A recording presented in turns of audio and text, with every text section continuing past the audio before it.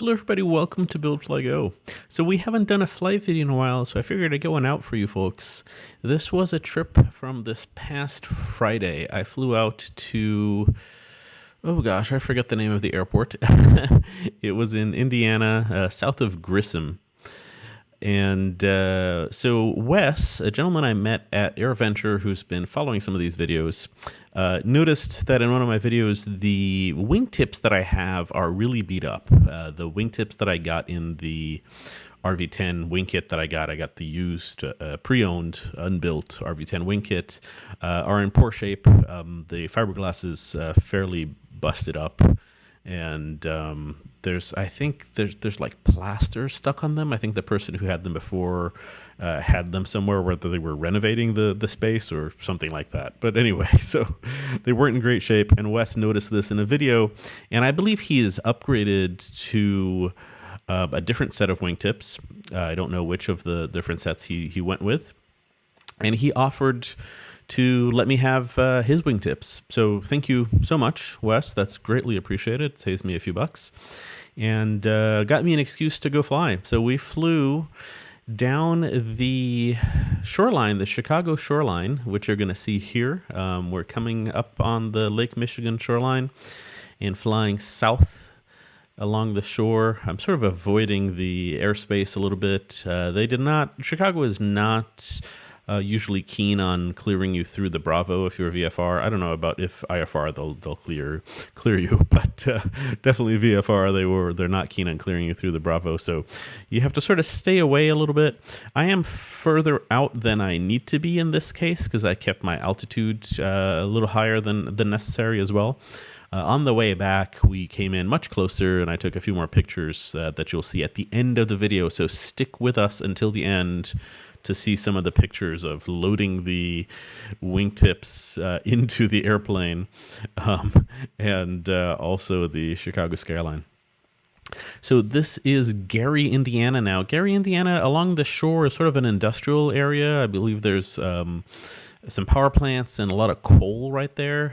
If you scroll back, you can see sort of the coal piles where ships come in and either pick up or drop off coal. I don't know which one it is.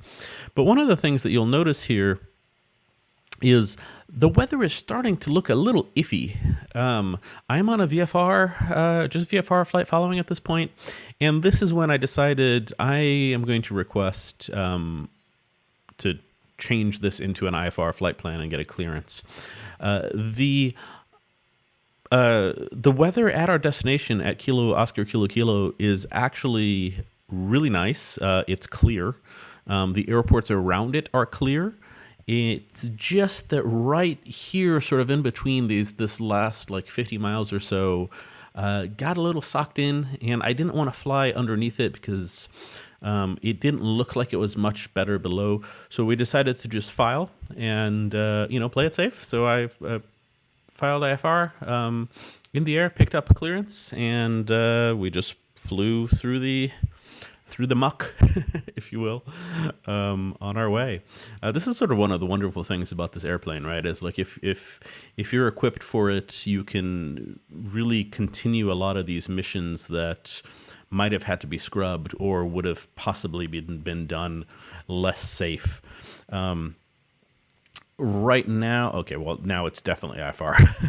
There we go. Before it really got socked in there, it looked like it was, you could have argued that was VFR, but that was not safe VFR by any means in between the clouds there where, it's, you might not be able to turn around and get out. So the right thing to do is file, and as soon as you get out of the clouds, that's Grissom right there.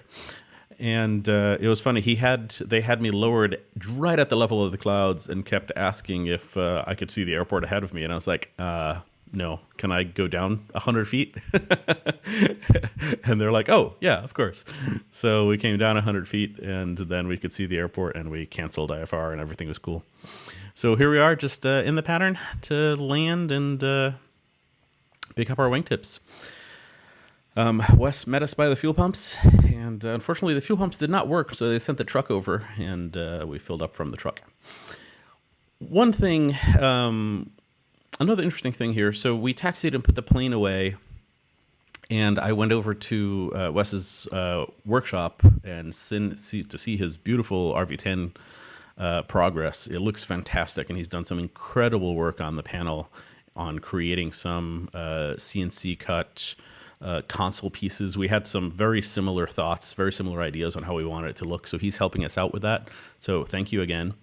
On our way back, there was significant weather coming through. Of course, not forecast. The forecast was for it to stay clear, but there was significant weather that came through, and we got a lot of rain over the airport for maybe a half hour. And I popped the camera. I had the cameras in my pocket, so they wouldn't be out. I don't actually know why I had them in my pocket, but anyway, I had taken the tail cam off the airplane, and they were in my pocket, and I put it back in the plane and plugged it in, and it looked like it was fine, but turns out it wasn't. It just fizzled, and that camera is no longer working. I suspect that the USB cable was wet. I don't know what happened, but anyway, take a peek at my screens there. Look at all the sort of the angry red. It was actually not bumpy at all. This was quite nice, and ATC was wonderful about vectoring us around. Right. The thing to know here, of course, is the tactical weather is what ATC has. Right. They have current radar, and it's good and it's active. The weather on the screen is strategic. Right. Like, you can make some strategy decisions there, but don't rely on it to really tell you what it is today. It's always delayed a little bit. But here we go. Those are the wingtips. I had the seats pulled out and also the control stick pulled out of the airplane so that I could fit the two wingtips in there. They fit great. And here is the Chicago skyline. That used to be a beautiful airport right there. And continuing, a pretty day. All right. Thanks, everybody. Thanks for watching. We'll chat soon.